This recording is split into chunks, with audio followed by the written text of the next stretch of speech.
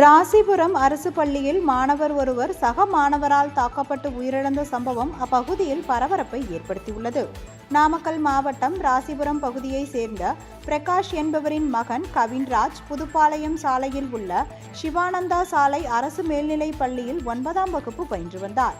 இந்நிலையில் பள்ளி கழிவறையில் மயங்கி கிடந்த கவின்ராஜை ஆசிரியர்களும் சக மாணவர்களும் மீட்டு ராசிபுரம் அரசு மருத்துவமனைக்கு கொண்டு சென்றனர். அங்கு கவின்ராஜை பரிசோதித்த மருத்துவர்கள் அவர் ஏற்கனவே இறந்துவிட்டதாக தெரிவித்தனர்.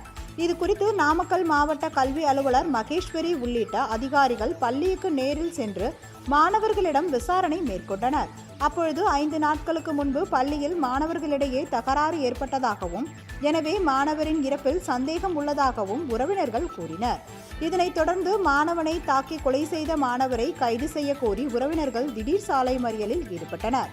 அவர்களிடம் போலீசார் சமரச பேச்சு நடத்தினர். இதனையடுத்து தாக்குதலில் ஈடுபட்டதாக கூறப்படும் மாணவனை ரகசிய இடத்தில் வைத்து போலீசார் விசாரணை நடத்தி வருவதாக தகவல் வெளியாகியுள்ளது. இதனிடையே ராசிபுரம் அரசு பள்ளியில் மாணவர் ஒருவரை மற்றொரு மாணவர் பள்ளியில் பயன்பாட்டில் இல்லாத கழிவறையில் வைத்து கழுத்து, தலை, நெஞ்சில் அடித்ததாக மற்றொரு மாணவர் கூறும் காணொளி ஒன்று வெளியாகி பரபரப்பை ஏற்படுத்துகிறது.